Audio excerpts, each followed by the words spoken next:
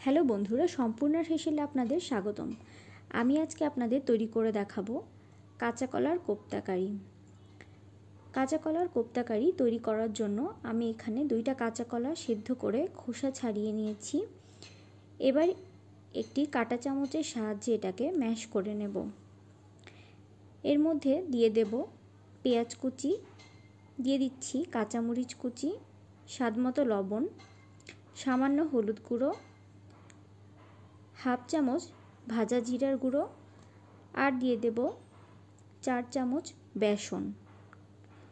এখন সব কিছু ভালোভাবে মেখে নেব। মিশ্রণটা আমাদের ভালোভাবে মাখা হয়ে গেছে। এখন অল্প করে মিশ্রণ নিয়ে হাতের সাহায্যে এটাকে কোপ্তার আকারে গড়ে নেব। ঠিক একইভাবে বাকি কোপ্তাগুলো আমি বানিয়ে নিচ্ছি। সবগুলো কোপ্তা বানানো হয়ে গেছে। এবার আমরা কোপ্তাগুলোকে ভেজে নেব। চুলায় কড়াই বসিয়ে দিয়ে দিচ্ছি সয়াবিন তেল।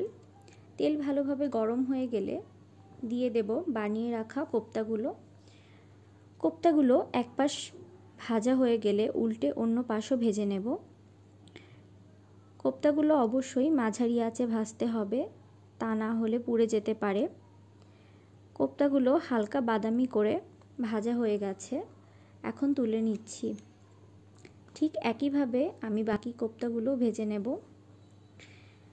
এখন এই তেলের মধ্যেই দিয়ে দেব টুকরো করে কেটে রাখা আলু, দিয়ে দিচ্ছি সামান্য লবণ আর সামান্য হলুদ গুঁড়ো। লবণ হলুদ দিয়ে আলুগুলো ভেজে নেব। আলুগুলো আমি হালকা বাদামি করে ভেজে নিচ্ছি। ভাজা হয়ে গেছে, এখন তুলে নিচ্ছি। এই তেলের মধ্যেই দিয়ে দেব সামান্য গোটা জিরে, 2টা মাঝারি সাইজের পেঁয়াজ, আদা, জিরা আর একটা টমেটো একসঙ্গে মিক্সিতে একটা পেস্ট তৈরি করে নিয়েছি। এই পেস্টটা দিয়ে দেব, একটু নেড়ে দিচ্ছি। এখন দিয়ে দেব গুঁড়ো মশলাগুলো। দিয়ে দিচ্ছি 1 চামচ ধনিয়ার গুঁড়ো, 1 চামচ মরিচের গুঁড়া, হাফ চামচ গরম মশলার গুঁড়া, হাফ চামচ হলুদ গুঁড়ো। মশলাগুলো খুব ভালোভাবে কষাতে হবে। যখন হালকা তেল ছেড়ে দেবে তখন দিয়ে দেব ভেজে রাখা আলুগুলো। কিছুক্ষণ কষিয়ে নেব। এখন দিয়ে দিচ্ছি গরম জল, দিয়ে দেব স্বাদমতো লবণ। ঝোল ভালোভাবে এখন ফুটিয়ে নেব। কোপ্তাগুলো এখনই ঝোলের মধ্যে দেওয়া যাবে না। ঝোলের মধ্যে বেশিক্ষণ কোপ্তাগুলো দিয়ে ফুটালে কোপ্তাগুলো ভেঙে যেতে পারে।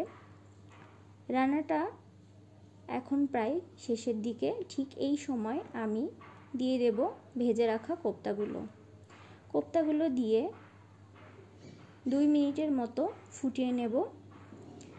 এখন দিয়ে দেব 1 চামচ ঘি।